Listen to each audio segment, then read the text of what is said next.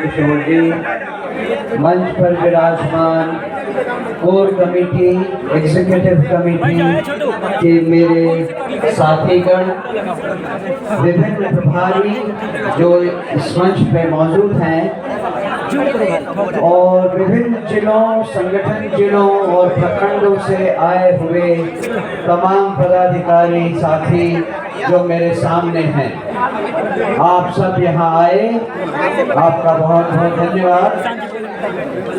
आपको याद होगा कि आज की मीटिंग का डिसीजन 5 फरवरी को लिया गया था और उस डिसीजन के आधार पर आप सब जिला और अनुमंडल के पदाधिकारी अपने अपने प्रखंडों से 7 पदाधिकारियों को साथ लेकर आए हैं।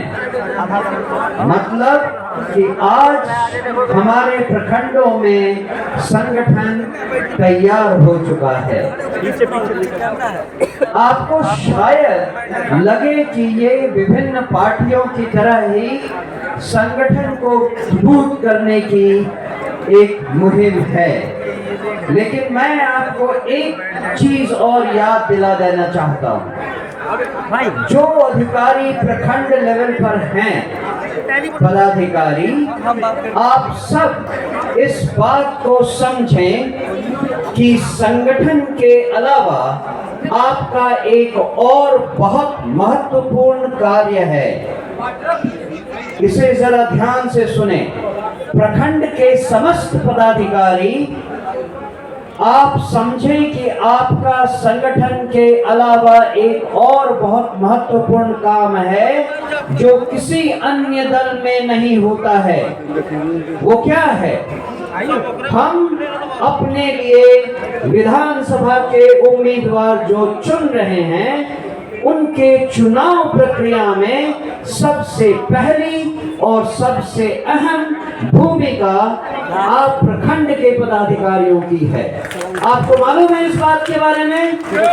हमारे यहाँ आपके विधानसभा क्षेत्र में जो भी 10-15 उम्मीदवारों ने अपनी नामजदगी की है, उन सब की जांच परख सबसे पहले आप प्रखंड के पदाधिकारी करने वाले हैं।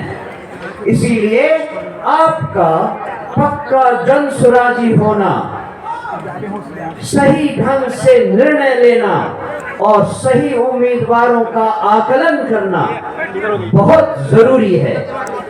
आप जिन जिन उम्मीदवारों को चुनकर जिला के स्तर पर भेजेंगे, उनकी जांच पड़ताल फिर से होगी और जब जिला के लोग, जिला के पदाधिकारी उनमें से चुनकर अंतिम 2 या 3 उम्मीदवार सेंट्रल पटना के निर्वाचन आयोग को भेजेगी, तो निर्वाचन आयोग अंत में एक उम्मीदवार हर विधानसभा के लिए चुनेगी। मैं चाहता हूं सारे प्रखंड के पदाधिकारी इस बात की महत्ता को समझें और अपने पद के इम्पोर्टेंस को, अपने पद की गरिमा को जरा तवज्जो दें।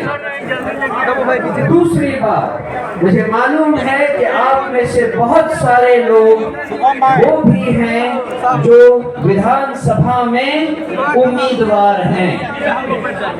उन सब लोगों से जिन्होंने विधानसभा के लिए उम्मीदवारी का पर्चा भरा है, आप सबसे निवेदन है कि जो निर्वाचन की प्रक्रिया की 4 पेज की बुकलेट आपको दी गई थी, उसे जरा ध्यान से पढ़ें। उसके अंतिम पृष्ठ पर जो जो बिंदु लिखे हैं, वो केवल एक गद्य या पद्य नहीं है, उसमें आपका भविष्य छुपा हुआ है। अगर आपने उन सारे बिंदुओं को सही सही समझा और उन सारे बिंदुओं पर सही सही अमल किया, तभी आप जनसुराज पार्टी के विधानसभा के सही और काबिल उम्मीदवार बन सकेंगे। उन्हीं सारे बिंदुओं पर प्रखंड के के लोग सबसे पहले, प्रखंड के पदाधिकारी सबसे पहले आपका आकलन करेंगे।